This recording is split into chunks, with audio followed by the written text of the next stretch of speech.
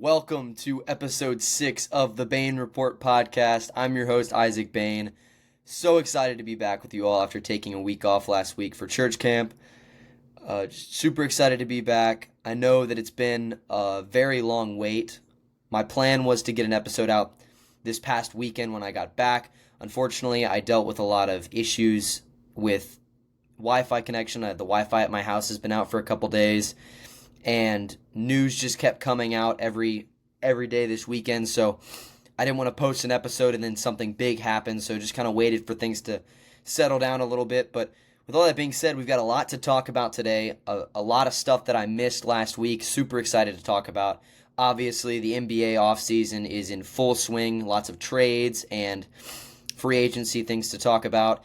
The World Cup has advanced all the way to the quarterfinals now, so a lot to talk about there.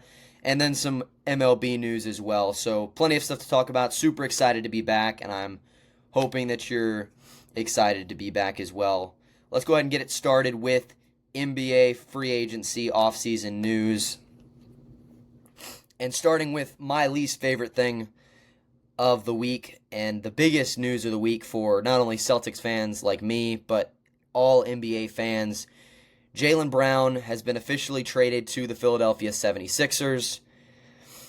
I'll get into the trade details in a minute, but I want to go into how I found out about this trade. So it was Wednesday night was when he got traded, and I'm sitting in the evening service at camp, and I'm sitting there, and my friend next to me, I'm talking to him, and all of a sudden, I turn away for a second, and then I turn back, and he goes, Isaac, Jaylen Brown was just traded to the Philadelphia 76ers. And I didn't believe him. I had no belief. I thought he was pulling my leg. I thought he was messing with me. He told me the details, and I really thought he was messing with me. But sure enough, I find out later that night that he was telling the truth, and it rocked my world. I had a sneaking suspicion that we were going to get rid of Jaylen. There was just so much that had gone on since the Giannis trade that, he had to be dealt somehow just for locker room issues and just with all the drama going on. But I thought we'd get more for him than what we got for him. So going into the details, the Philadelphia 76ers received Jaylen Brown, who's got 3 years, $185 million left on his contract. And in return, the Boston Celtics receive Paul George, 2 first-round picks, and 2 second-round picks. This is awful. This is a terrible, terrible trade. I've heard a lot of people compare it to the Luka trade. I would say it's pretty similar to that, around the same level. You're trading away Jaylen Brown, who's going into his 30-year-old season. He's playing at the top of his game. He's coming off the best season he's ever had with Boston. He's got 3 years left on his deal. So the Sixers have full control over him for the next 3 years. And in return, the Celtics get a 36-year-old Paul George, who hasn't played a full season in years. I think he's played 1 full season since 2020, and it was not recent. And Paul George has 2 years, $115 million left on his contract, and next season, his final year of his deal, is a player option. So there's a world in which we traded Jaylen Brown for 1 year of Paul George. And if that's the case, Brad Stevens is gonna be flogged in the streets for sure. The Celtics also received 2 first-round picks, 2028 and 2031. Both of these picks are going to be useless. The 2028 first-round pick is going to be a late first-round pick because the Sixers are going to compete for the next 3 years with Jaylen Brown. That's assuming he doesn't sign an extension as well. So at least for the next 3 years, the Sixers were going to be competitive in the East. So the 2028 first-round pick is going to be useless. It's going to be a late first-round pick. And the 2031 first-round pick is probably going to be useless as well. I don't think either of these first-round picks will be lottery picks, which is what you would hope to receive for Jaylen Brown. But no, the Celtics get 2 late first-round picks, assuming late first-round picks, and then 2 second-round picks that I don't really care about because, again, 2028, 2030, both of those seasons, this team's going to be competitive. So they're going to be late second-round picks. So those picks are basically just useless as well because they're just undrafted free agents at that point is what we're going to get for those picks. Yeah, it's frustrating for sure. It just doesn't make sense. It really doesn't make sense. I like I said, I knew Jaylen Brown was going, but I thought we'd get more for him. And for us to get basically nothing is terrible. Absolutely terrible. It stinks. Now, I have full confidence in Brad Stevens. Over the last 8 years, he has been an incredible GM for the Celtics, and I know that he's got a plan in all this, even though it doesn't make any sense. I trust him enough to not go crazy just yet. It does suck losing Jaylen and giving him away for basically nothing, but I trust him because now we have 4 extra picks that hopefully we can use to go get somebody else. We got 4 extra picks. Surely Brad Stevens isn't going to stop here. Now, obviously, he's made other moves in free agency. We'll get to the Mitchell Robinson signing later in the episode, but the Celtics now have 4 extra picks to work with and still plenty of players that we can trade. So, surely Brad Stevens isn't done yet. Hopefully he'll go out and get somebody else to add to this roster and make this team a little bit more competitive. But, as a result of this deal, the Celtics have gone from, East favorites to probably more middle of the pack in terms of where they stand in the East. We'll see what else this team does, but I would put them around the 4 or the 5 in East team rankings at this point with this roster. Who knows? Maybe Paul George comes and he plays a full, healthy season and he plays well. But even if he does that, he's not going to put up the same production as a Jaylen Brown. It just doesn't make sense. And it sucks to do Jaylen Brown this dirty. I mean, he's played all 10 years in Boston. He's been one of the faces of the franchise in Boston. Led us to a chip, won the Finals MVP. Should have gone to Tatum. I'm not going to get into that, but he won the Finals MVP. He was great all playoffs. He's been just incredible, and it sucks to lose him this way. And you go back and you look at the Giannis trade a couple weeks ago. I don't know. I just feel like if all that was the deal breaker for us was Hugo, and I love Hugo, we should have just given up Hugo. Give Jaylen Brown and Hugo and those 2 first-round picks for Giannis. Because Giannis is worth way more than this trade package that we just got back. Like, Hugo's great. He's young. He's going to be good. But it's worth it to give him up if we're going to go get a guy like Giannis. Like, if we get Giannis for Jaylen Brown, this team is undoubtedly the best team in the East. Undoubtedly. But instead, now you've gone from possibly being elevated to the best team in the East to dropping down to not even, I would say, in the top 3 in the East. With all the moves that have happened over the last week, I don't think they're in the top 3 in the East anymore. And it sucks looking back in hindsight and saying, Brad, you should have just given up Hugo. Knowing that this was all we were going to get for Jaylen, should have given up Hugo. Frustrating, just awful. Really stinks. I wish all the best to Jaylen. It's going to absolutely suck watching him play for the Sixers. Like, of all teams, too. Sending him to Philly is terrible. Like, that is the last team I wanted to see him play for, was Philly. And it's going to be so frustrating. I don't think I'm going to be able to watch us play Philly, honestly. And Philly looks good now, too. Like, Philly completely, not only do they win this trade, but they're winning the NBA offseason. This roster, the way it looks right now, is disgusting. With Maxey, Edgecombe, Brown, Embiid, if he can stay healthy, and then there's already talks about, is LeBron going to play the power forward position if he can sign with the Philadelphia 76ers? Like, this roster is disgusting. They still have no bench depth, but the starting 5 for this team, potentially, could be nasty. And they're definitely making a strong contention for being the best team in the East. Knicks got to watch out. But yeah, no, Celtics get fleeced, which you don't really get to say often. Brad Stevens does a good job of not getting fleeced. But the Celtics got fleeced, and the Philadelphia 76ers just got way better. Absolutely stinks as a Celtics fan. Super frustrating. That's enough talk for that. We'll move on to the next big deal that happened this week. Kawhi Leonard is headed back to Toronto in a deal with the Clippers. The Raptors received Kawhi Leonard, who is currently on a 1-year, $50 million left in his contract. And the Clippers received Brandon Ingram, Grady Dick, 2 first-round picks, a first-round pick swap, and 2 second-round picks. The only thing that I was worried about with this deal was the fact that Kawhi only had 1 year left on his deal. But it was announced that Kawhi and the Raptors are currently in talks over an extension. So most likely you'll see Kawhi sign an extension in the next couple days, which will keep him in Toronto for longer than just this year, which is going to be big for them. I think both teams win this deal, but the Raptors totally win this deal. I mean, you're trading away Brandon Ingram for a much better version of Brandon Ingram, basically, in Kawhi Leonard. You get, I would say the face of the Raptors. Like, you could say Vince Carter, T-Mac. There's a lot of players that you could say are the face of the Raptors franchise over their tenure in the NBA. But Kawhi brought them the chip. In 2019, he was the guy.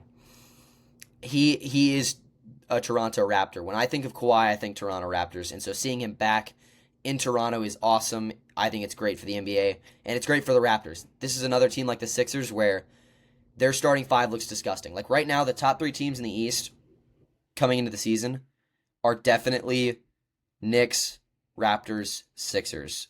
Those three teams are going to be disgusting all year. They're going to compete for a title. I'm super excited to see that. So Kawhi, currently 35. He's starting to get up there in age, but he's coming off the best season of his career. So I'm not worried about it at all. Coming off the best season of his career, and he's going back to a place where he brought a team a championship. So I'm not worried about Kawhi whatsoever. Meanwhile, the Clippers, they get rid of that Kawhi contract and all the controversy surrounding Kawhi. They get a younger version of Kawhi and Brandon Ingram, who's a great scorer. Obviously, defense isn't as good, but you get a Brandon Ingram who's on 2 years left in his deal, $80 million. He does have a player option his second year, but most likely he'll end up picking that up. So Brandon Ingram, 2 years of control, and then Grady Dick with 1 year of control, and then he's a restricted free agent next year. But Grady Dick, he's 23 years old, still got a lot of room for improvement, still waiting to see him take that next step up. But I still think he can do that and be a great role player in the NBA. Clippers also getting 2 first-round picks, 2031 and 2033. The 2033 will definitely be a good pick. I don't know if 2031 will be that great. My guess is it'll be middle of the pack to late first round, but the 2033 will possibly be a lottery pick, depending on, how long the Kawhi extension is and how long he can keep the production up and the rest of this team. Don't really care about the pick swap, doesn't really matter. And then the 2 second-round picks are 2030 and 2033, so those will be kind of mid-second round, as my guess. But overall, I think both teams win the trade. I think the Clippers, they get younger, they get rid of the Kawhi trade and his controversy, they get a bunch of picks, as the Clippers have basically torn down their roster completely, getting rid of Harden and Kawhi over the last 2 seasons. So the Clippers are in full rebuild mode. But they've got some young pieces that they can work around with Garland and now Ingram. And then if Grady Dick can step into that role, this team definitely has a bright future in the next couple years. I expect to see them compete by 2030. So I would say both teams win in this deal, and I like it for both teams. Next trade I wanted to talk about is the Ja Morant trade. So Ja Morant is headed to the Portland Trailblazers. The Trailblazers received Ja Morant, who has 2 years and $87 million left in his contract. And the Grizzlies, in return, receive Jeremy Grant, Chris Murray, and $1 million in cash considerations. Looking at it at face value, Portland fleeced the Grizzlies. But you have to take in effect that Ja hasn't played a full season in, I think, 3 years now. You got all the controversy with him, the suspensions, the injuries. So you really don't know what you're getting with Ja. The Grizzlies, they get a younger player like Chris Murray who is okay. Like, I'm not super big on Chris Murray, but he's still young. He's 26. It's just a $5 million cap hit this year. He's a restricted free agent next year. So it'll be interesting to see what the Grizzlies do with him. But for a Grizzlies team that's in full rebuild mode, dishing out Jaren Jackson Jr. and now Ja, and then Desmond Bain last year, this team is fully rebuilding with Cam Boozer now in the organization. So I like the move for the Grizzlies. Just start over fresh with Cam Boozer as the face of your rebuild. And And the Trailblazers, if they can get the best version of Ja, if they can get, 2022, 2021 Ja Morant, then that's great. That's awesome. Like, then they will have gotten everything they could have asked for. Obviously, his contract isn't great. 2 years, $87 million is not amazing, but, the Trailblazers are willing to take a risk here. But I still think the Trailblazers are in a weird position where they're not going to really compete out west yet, and this move isn't going to make them compete. So it's a little interesting of a deal, but they're really just hoping that Ja can return to his former form and stay healthy. So we'll see. Just keep Ja away from the blicky, and we'll see how it goes. Next big trade of the week, Walker Kessler headed to the Los Angeles Lakers. Now this was a trade and sign deal. Lakers received Walker Kessler, who signed a 4-year, $130 million deal with the Lakers, including a player option in his final season. And the Jazz received 2 unprotected first-round picks and 2 first-round pick swaps. I've seen a lot of people not liking this deal for the Lakers, and I understand that I agree that they overpaid. I think that 4 years, $130 million for Kessler is not it. I think this deal makes him, if I remember correctly, the 11th highest paid center, which he's not a top 11 center, at least yet. But again, he's 25 years old. He's a young guy. He hasn't played that much yet. There's still a lot of potential in Walker Kessler, and so I think there's no reason that the Lakers can't unlock that, and that Luka can't unlock that. I think Walker Kessler is going to be a great addition and a great piece to put around Luka as the Lakers, move on from LeBron. We'll get into that later, but the Lakers fully buying in for Luka and moving on in the next phase of this team's future. I think the Walker Kessler move is a good move. It stinks that you're sending 2 first-round picks for him, but I think it's a good move overall, and I think both teams got what they wanted. The Jazz getting 2 unprotected first-round picks, 2031, 2033. The pick swaps I don't really care about, like I said, but to get 2 first-round picks for Walker Kessler, who you weren't even sure was going to sign back with you next season, is a productive deal for the Jazz. I mean, they already have a lot of great young pieces around this core now with Darren Peterson, who has been balling out in Summer League. I didn't put that in my script for this episode, but Darren Peterson has been playing incredible in Summer League.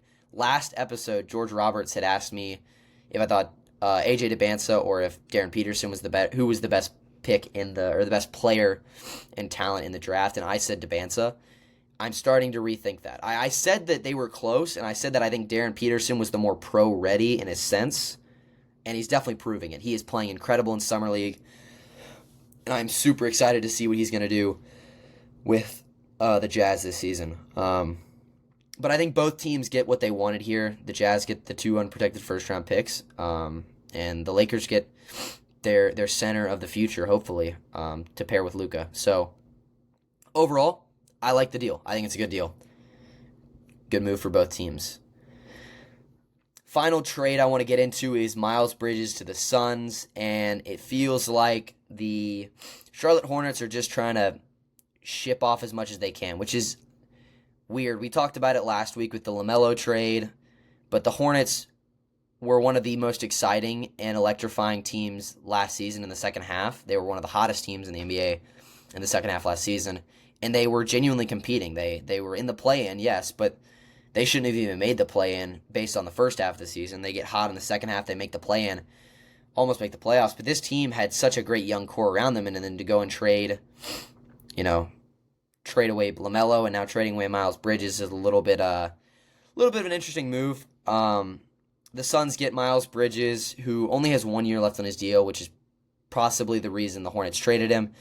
The Suns also get a first-round pick and a second-round pick, and the Hornets get Grayson Allen, Royce O'Neal, and an unprotected first-round pick. I don't know. I mean, I think what the Hornets are banking on is that Miles Bridges isn't going to want to re-sign. Like, I think the Hornets must have known that Bridges was not going to re-sign next season, so they said, let's get rid of him while we still can and get something out of him. But again, I don't think a 31-year-old Grayson Allen and a 33-year-old Royce O'Neal is the best you could have gotten. Especially because you gave away Bridges a first-rounder and a second-rounder. But yeah, Grayson Allen, he's been semi-productive. He's a great role player, but he's got 2 years, $37.5 million with a player option next season. And then Royce O'Neal, 2 years of control at $22.5 million over those 2 years. And the unprotected first-round pick in 2033 could be good. We'll see how the Suns are in 7 years. I think this is when that is, 7 years from now. I don't know. I think the Suns win this trade, especially if Bridges ends up re-signing with the Suns. But I think the Hornets are moving in a weird trajectory now where, it felt like they were just a year away now after last season from competing, and now it feels like they're much further than that. They still have a young core. I still like what they have around the organization with Brandon Miller and all those guys, Con Knipple, but it's just a weird move. It feels a little weird.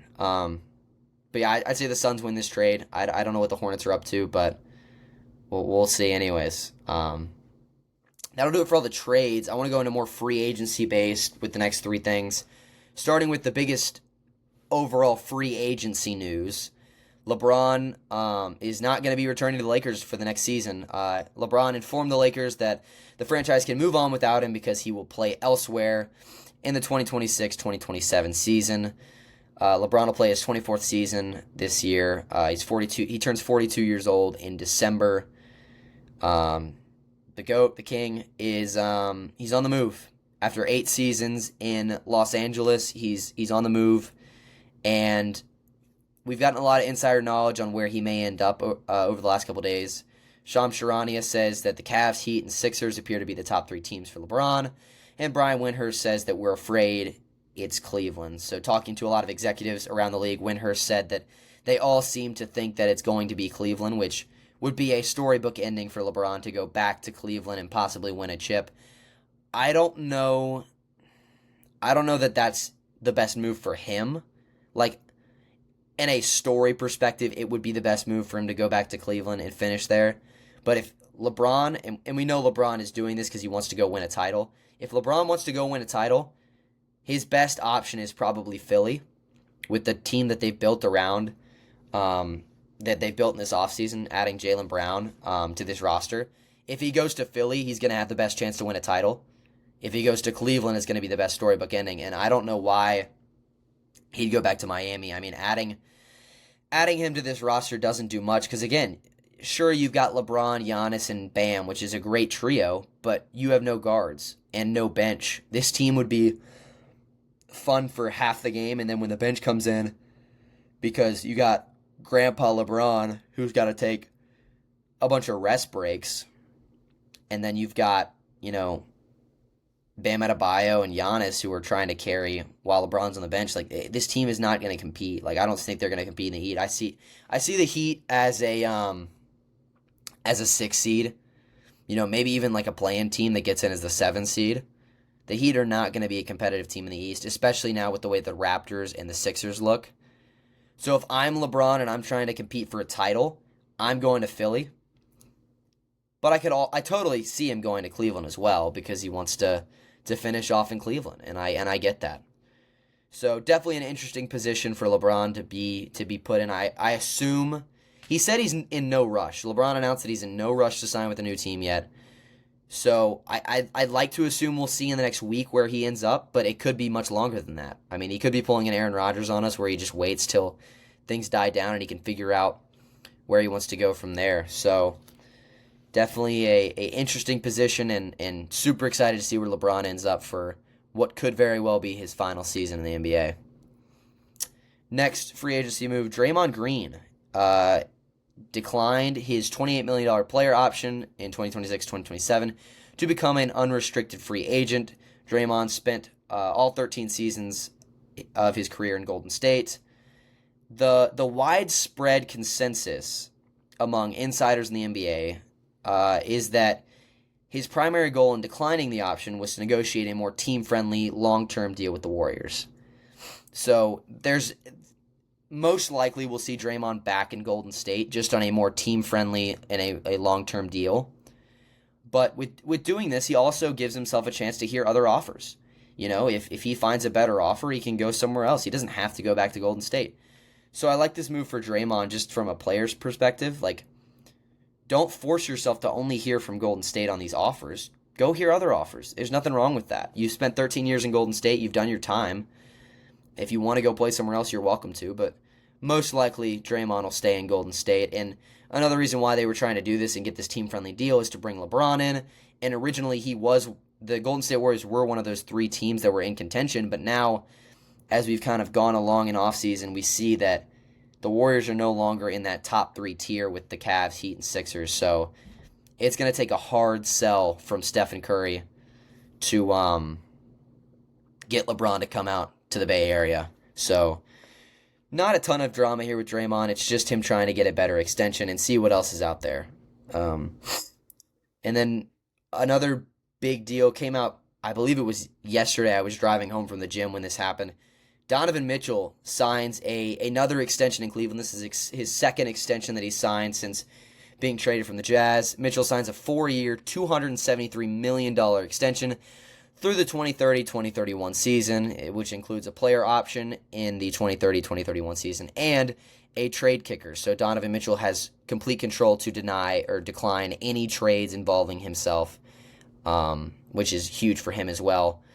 The contract lasts through Mitchell's 34-year-old season. Mitchell, I believe, is 30 years old now, maybe 29, turning 30 this season. But the problem with this deal is Mitchell will have a $75.5 million cap hit in the 2030-2031 season. So the Cavs are going all in on Donovan Mitchell. And Donovan Mitchell is a great player. I would say he's definitely a top 10 player in the NBA. I mean, 15 to 10 range. I don't know if he's anywhere inside the top 10. If he's in the top 10, he's number 10. I'm not huge on Donovan Mitchell. Granted, I don't watch him a lot, but he's a great player. There's no denying that. But the Cavs are going all in on Donovan Mitchell, which is also a scary thing because, like, you know you're going to have to pay LeBron. And if you're going to get LeBron, you want to get more pieces around him. Like, this Cleveland team got swept by the Knicks in the Eastern Conference Finals. This team is not in a position to compete. Even if you add LeBron, I don't think this team is in that top 3 higher echelon tier of teams in the East. Like I said, the Raptors, the Knicks, and the Sixers are those 3 teams that are competing. The Cavs need to do more. They need to add another piece. And spending this much money on D-Mitch, although is great in the long term having this guy locked up, if you're going to compete with LeBron in the next 2 seasons, you got to save some money to go get somebody. And so it's an interesting decision by the Cavs, but, you know, they get their guy, they lock up Donovan Mitchell for another 4 years. You know, Donovan Mitchell has said publicly he loves Cleveland. He wants to stay as a Cav for a long time. So, I don't know. We'll see if Cleveland ends up to regret this deal, if they can't go and get anybody else, or if LeBron declines to sign with them because they're not going to be competitive. We'll see. But Cleveland gets their guy, so we'll see how it works out. That'll do it for NBA news. We can move on now to the World Cup, and I have a lot of stuff I got to catch up on. Once again, I got to do this every episode I talk about the World Cup. I am a casual. I repeat, warning, I am a casual. I'm just saying generalized things, box score stuff, and things that I observe, but I am not an expert. I do not claim to be an expert. I am a casual. So let's dive into it. Starting with the U.S. national team's defeat of Bosnia and Herzegovina in the round of 32. They win 2-0. Balogun scores in the 45th minute, and Tillman in the 82nd minute. I watched the entirety of this game on, I believe this was Thursday night, maybe? Thursday or Friday night. I watched this game. Great performance from the U.S. men's national team, but there was a little bit of controversy, and we'll get into that now. Folarin Balogun picks up a red card in the 64th minute after his foul on Tariq Muharimovic. I hope I'm not butchering that. So Balogun picks up a red card, which not only gets him kicked out for the remainder of that game against Bosnia and Herzegovina, but means that he will serve a 1-game suspension in the next round against Belgium, or at least he's supposed to. We'll get into that more after this. But for the rest of the game, the last 30 minutes of this game, the U.S. are down to 10 men. And at that point, it was still just 1-0, and Bosnia was kind of making a little bit of a push in the second half. And so there was a lot of fear at this point if you're a U.S. men's national team fan. I was definitely afraid. But the guys end up pulling it out. great job. They get the win. Tillman with the free kick goal was awesome. So U.S. wins just their second World Cup knockout round victory in team history. It snapped a 10-game losing streak to European teams. Their last non-loss was a draw against England in the 2022 World Cup. It's their first World Cup win for the U.S. since 2002 against Portugal. That was the last time that the U.S. defeated a European team in the World Cup. So the U.S. advances. They play Belgium in Seattle on I guess that was 2 nights ago now. So 2 nights ago on Monday night? Yeah, it was Monday night. Monday Night Football. Sorry. So they play Belgium on Monday night at 8 o'clock in Seattle. The U.S. men's national team lost to Belgium 2-1 in extra time in the round of 16 in Brazil back in 2014. So the U.S. men's national team going for a little bit of payback and revenge in this game. And then to talk more about the controversy regarding Flo Balogun's red card. FIFA suspended Balogun's red card, making him eligible for the round of 16 against Belgium, which that doesn't really happen. You don't really see FIFA just like suspend red cards. Like usually that doesn't happen. It came out that President Donald Trump made a call to FIFA to ask President Gianni Infantino to review Balogun's red card, which is hilarious. Imagining Donald Trump getting on the phone and telling the FIFA president, hey, you should review this. Like, that's hilarious. And the fact that after that, President Gianni ends up lifting the ban is even better. As a result, Belgium's federation put out a statement expressing its shock, and it said it was investigating all potential options. So Belgium was furious. I think the whole world was furious. Many people were unhappy about this and thought that it was unfair. They thought that it was, favoritism or siding with the U.S. by President Gianni. I have my thoughts about it. I don't think that it should have been a red card. It wasn't a dirty play. He was going for the ball. I think it could have been I would have been fine with a yellow card, but giving him a red card on that, Balogun did not deserve a red card for that. And the fact that they went to VAR and still came out and gave him a red card, that was the wrong call. Like, that was bad. That was awful. I was mad about that. Like, you should have gotten that call right if you went to VAR. That was terrible. But after you've gone to video review and you've made a point to say, we think it's still a red card, you get a red card, you shouldn't be allowed to go back on your word. Like, that shouldn't be allowed for FIFA to just say, yeah, we changed our mind. It's not a red card. You're fine to play. Like, do I agree that it wasn't a red card? Yes. But they should have made the point to get that call correct in the game. After you make that call in the game, there shouldn't be a way to reverse it. So I understand why people are mad, but you also have to understand it's not a red card. So it was justice in a way for FIFA. Balogun didn't deserve to get this suspension because it wasn't a red card. But once you call a red card, you can't go back on it. It's like if a team scores a goal in a game, you can't just go back after the game and be like, oh yeah, we're taking that goal away because it didn't count for some reason, like it was offsides and we just missed it. Like, you shouldn't be allowed to go back after the game and change results, especially something as big as that. Like, Balogun's one of, if not the best player and the most important player on the U.S. men's national team, and him not being in the game against Belgium would have been huge. But to just, like, snap your fingers and say, no, he's allowed to play now, it doesn't sit right with me. So yes, I agree that it should not have been a red card, and I think that he should be allowed to play. I also agree that they shouldn't be allowed to reverse it. FIFA should not be allowed to just reverse that call. That should stand. Once it's been made on the field, after you've taken the time to go to video review and review it in length and detail, that call that you make has to stand. So those are my thoughts on it, coming from a casual. I don't think it means much to you guys, but that's just my thoughts overall on that call. And then moving on to the U.S. men's national team round of 16 game against Belgium. Belgium defeats the U.S. men's national team 4-1. The only goal was Tillman's free kick in the 31st minute to tie the game 1-1. This was hard to watch. I'm not even a soccer fan, but this was hard to watch.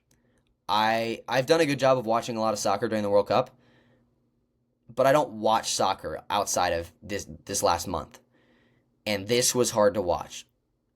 I was beside myself almost the entire game.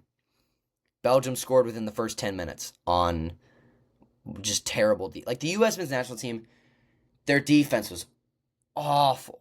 I mean, they just looked flat. They looked flat against Belgium. And it didn't make any sense. They had Balogun. They had no excuses. Their starting roster was there. And they just looked flat.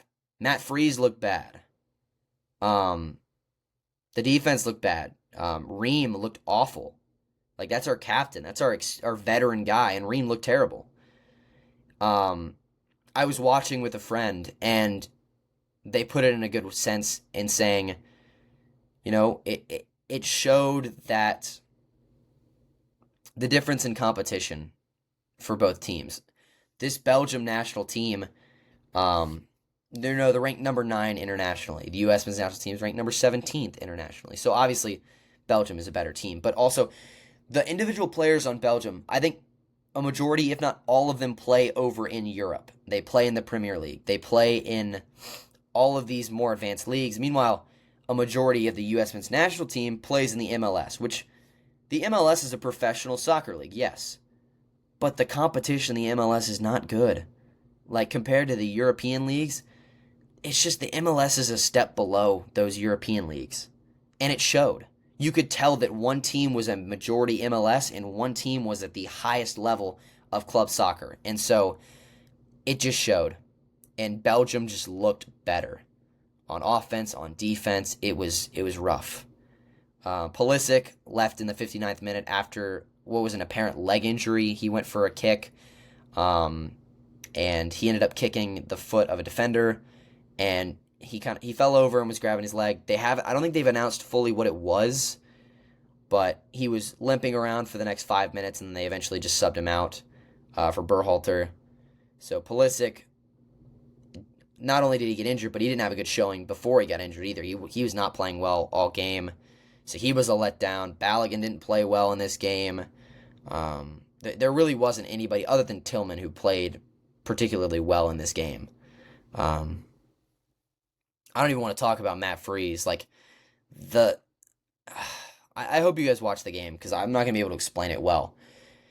But the goal when Matt Freese pulled the Young Ho coup and just didn't kick the ball, like, you're all the way out of the goal. There's nobody back there to protect the goal. There's a defender next to you, and he's trying to get the ball. You go to kick it to get rid of it. Just clear it. Get it out of there. Kick it to the other side of the field. And you go to kick it, and then you just stop. And then you rear back, kick it again, and then it gets taken. Just kick the ball. Like, there was nothing that was stopping Matt Freese from kicking that ball. Nobody got in the way. Nothing happened. Like, he just had a brain fart, and he didn't kick the ball. And because he second-guessed for a second, and he wound back up a second time to kick it, ball gets stolen. They score because nobody's in the goal. And yes, Ream should have been able to deflect that as well. Like, it shouldn't have gone in anyways because Ream did find a way to get back there, and he got a piece of it. Not enough, but he got a piece of it. That shouldn't happen anyways. Like, Matt Freese, I don't know what was going through his brain there, but he looked awful tonight. He looked great against Belgium, but he looked absolutely awful tonight. Or not great. He looked great. He looked great against Bosnia and Herzegovina, but he looked terrible against Belgium on Monday night, and it was just bad. At the end of the day, the U.S. men's national team was just not good enough. We knew coming in that Belgium was a better team. And there was a lot of hope that, our momentum and the way that we've been playing recently was going to push us forward, and having Balogun was going to push us forward. And we just kind of got a reality check, We're not a top 8 soccer team in the world. And that's what the quarterfinals is the top 8 teams. If you're going to go to the quarterfinals, you have to be a top 8 team. And you have to be consistent. And Belgium is just a better team, more consistent. And it showed. However, I don't want to look at this in a bad light. this was an incredible World Cup for the U.S., Did so much more than we've ever done before. Just our second ever win in a knockout round against Bosnia. Made it to the round of 16. This team is on an upward trajectory. It's a very young team, an inexperienced team. 4 years from now, in 2030, when the World Cup goes to Spain and Portugal, this team is going to be so much better. I expect in 2030, this team is going to make a quarterfinal. That's my prediction starting right now. For 4 years in the future, this team will make the quarterfinals because they're just going to get better over the next 4 years. It's going to be pretty much a similar team for this year. But my projection, this team will make a quarterfinal in 2030, in the 2030 World Cup in Spain and Portugal. Super excited to see what this team has in the future. I'm proud of this team. It sucks to go out like this. Like, we genuinely got our butts kicked, and I would have liked to see a little bit more fight from us going down, but I'm proud of this team. I'm proud of what they've done, and I'm excited for the future. So excited for the future. With that being said, we'll talk about the 8 teams that punched their ticket into the quarterfinals. France defeated Paraguay 1-0. Morocco destroyed Canada 3-0. Norway defeated Brazil 2-1. Holland is insane. I really do like Norway to go all the way to the championship. I think that Holland is the best player in the world right now, and that he's going to be able to will this team. This isn't a bad team. Norway's not a bad team, but Holland is just head and shoulders above everybody else, literally and figuratively. But yeah, Norway defeats Brazil. Neymar's final game. Incredible career for Neymar. Sad to go out like that for sure. England defeated Mexico 3-2. That was a thriller. I got to see the second half of that game. Incredible game. Mexico, sucks to see them go out as well because I was super high on them as well. But England gets the win. They move to the quarterfinals. Spain defeated Portugal 1-0. Belgium obviously defeats the U.S. 4-1. Argentina comes back from down 2-0 to defeat Egypt in Atlanta. I was not watching this game, but I got an alert on my phone. It was 2-0 Egypt with 20 minutes left in regular time. And then Argentina, in the course of 15 minutes, scores 3 goals, including a Messi goal and a Messi assist. It was absolutely insane. I went back and watched some of the ending of the game. Messi proving why he's the GOAT. And obviously there's controversy in this game. There always is going to be controversy when Messi's playing because people just love to hate. But Egypt just let this one slip out of their fingers, and Argentina got hot at the end. You just knew that Argentina was going to find a way to win this game, and Messi found a way to win this game. So congrats to Argentina. They're headed to the quarterfinals. The reigning champs stay alive. And then Switzerland defeated Colombia yesterday 4-3 in penalties. So your quarterfinal matchups are set. France versus Morocco, Norway versus England, Spain and Belgium, and Argentina and Switzerland.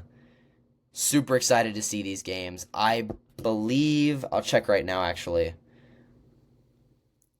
I want to say these games start, so Thursday is the first game. So tomorrow starts the quarterfinals, and they go on through Saturday. So Saturday's games are big. Saturday's Norway, England, and then Argentina, Switzerland that evening. So super excited for the quarterfinals and super excited to see how this World Cup finishes out. And then to wrap up this episode, I want to talk about some MLB news. Starting with the All-Star game, the 2026 All-Star rosters have been officially revealed. This is the 96th MLB All-Star game. Obviously played in Philadelphia this year, home of the Phillies. The Braves, Dodgers, and Phillies all sent 5 players, which is tied for the most by a team in this year's All-Star game. 26 first-time All-Stars. 26 players making their first All-Star appearance. That is the most first-time All-Stars ever in an All-Star game, which is cool to see. Cool to see a new generation of players coming into the spotlight as we kind of say goodbye to some of the older fellas. Mike Trout is going to start in center field for the American League. It's his 12th selection. It's the most by any active players. Oh, excuse me. And then Vladimir Guerrero Jr. Voted as the first base starter in the American League. Still terrible. I talked about it last episode. Doesn't deserve it. Luckily for us, though, he's not going to play. He's decided he's not going to play. I think he's injured, actually, right now. He's battling an injury. So Vladimir Guerrero Jr. is not going to play in the All-Star game. So the GOAT, Wilson Contreras, is going to take his spot as a reserve. Nick Kurtz will get the start for the American League. Wilson Contreras will get the reserve spot, which he deserves. He absolutely deserves a spot in the All-Star game. He got snubbed not making it. But the MLB does right by Wilson and gets him in there as a reserve for Vladimir Guerrero missing the All-Star game. A lot of controversy surrounding the rosters, but not going to get into that. Just wanted to go over some of the highlights of the All-Star game. So I believe the All-Star game is this weekend? Or no. The start of next week, I think, is when it is. I believe it's like Monday, Tuesday, Wednesday is kind of like the festivities. Yeah, Tuesday's the actual All-Star game. I think Monday is the Home Run Derby. So super excited to see all that. They still haven't announced the Home Run Derby contestants yet. We still don't know. So when I figure that out, I'll let you guys know. But until then, kind of left in the dark. And the final thing I wanted to talk about today is my Boston Red Sox, baby. Red Sox are red hot. Talked about it. I don't know if it was last episode or 2 episodes ago. It felt like all hope was lost for Boston and this Red Sox team. They were struggling. They had just lost to the Rockies. And it didn't look good. And then they heard all the doubters and they turned it around. This is the perfect time to get hot right before the All-Star break. Start putting wins together as we move closer and closer to the trade deadline so that we can figure out if we're going to buy or sell. Red Sox in their last 13 games are 10-3. They swept the Angels and the Yankees, that was a 4-game series. Screw the Yankees. Love to see it when you sweep the Yankees. Not only 3-game series, but a 4-game series sweep of the Yankees. Yankees suck, always will. We own the Yankees. And then, of course, they did lose the series to Washington, 2-3. But other than that, this team is red hot. They're currently 41-48, which is 4 games behind in the wild card. They're 12 games behind in the AL East, which I don't think they're going to have a chance to win the AL East this year, but they can totally make the wild card. They actually passed last night after their win against Chicago. I believe it was the Orioles they passed, so they're no longer in last place in the AL East, which is great. Even though this team is hot, there is some concern. Connerly Early left after just 4 innings with left elbow discomfort on June 30th. He's currently on the 15-day IL. Connerly has had an up-and-down season. He has those starts where he goes 7 innings, no earned runs, handful of strikeouts, and you're like, this is the guy, this is the future. And then he's going to have an outing where he goes 3 innings, gives up 6 runs, and it's like, wow, that's not good. Granted, the kid's only, I think, 24, maybe 25. He might even be younger. He might be 23. Really young kid. He's got a bright future ahead of him. He is the future of this pitching staff, along with Peyton Tolley. So, not worried about him whatsoever. It sucks that he's injured, but this team's going to find a way. I know they will. Hope that he gets better. I just hope they don't rush him back. The worst thing they can do is rush him back. Just let him fully heal before he comes back. And another injury to this pitching staff, Ranger Suarez left after 2 2/3 innings with a left abductor tightness on July 5th against the Angels.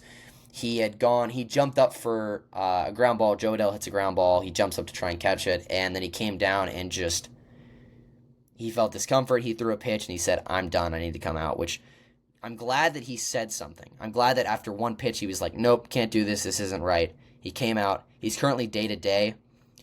I hope that they just let him rest up until the All-Star break because I don't think we really need him. But like I said, same thing for early. Don't force him back too soon. The last thing we want is to force him back too soon. Ranger has been great for us all year. He's pitched well, so don't want to mess that up for sure. But the current rotation is a little bit suspect for the Red Sox. Peyton Tolley right now is the guy. Sonny Gray has been great. That's another all-star snub. Most wins and a top 5 ERA in the MLB, and he's not even in the All-Star game. He's not even a reserve. And the thing is, the pitchers aren't even fan-voted. The MLB themselves handpicks the pitchers based on stats. And Sonny Gray didn't make the All-Star game. It doesn't make sense to me. It really doesn't. But, Sonny Gray has been great. All that to be said, Sonny Gray has been absolutely incredible. So it sucks to see him not make the All-Star game. Jake Bennett, he's been great the last couple starts. He has been absolutely incredible. And he's another guy that's super young. I think he's 25 or 26. So another guy like Tully and Early that are young guys that could be around for a long time. And if those three stay around for a long time, it's going to be disgusting in Boston if Bennett can keep this momentum going.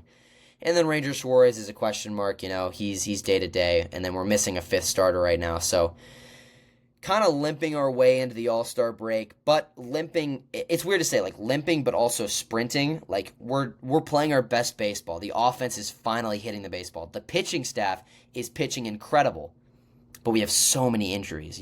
We're still trying to get Garrett Crochet back. Roman Anthony went down to Florida a couple days ago to get his finger looked at by an expert. Trevor Story, we don't know when he's going to come back. What's his face? Marcelo Meyer, he's been out for over a week now. Who knows when he'll be back? Like, this team has so many injuries, and if all these guys can come back sometime in July, this team could be this team can compete. I've said this the last couple episodes in the last month. If this team is healthy and this pitching staff keeps pitching the way that it's been pitching, this team can compete at least for a wild card spot. Like, I'm not saying this team's going to win a World Series. I think they're still a year away from that, a year or two. They need to go get some more. They need to go get another bat in the offseason. They need to extend Wilson Contreras for another year or two. But this team is right there, and they can definitely compete for a wild card spot and get to the playoffs, which is what we want as Boston. Like, as a Boston fan, we want a title. That's what we want. That's what we're here for. We're not here just to go win participation trophies and wild cards.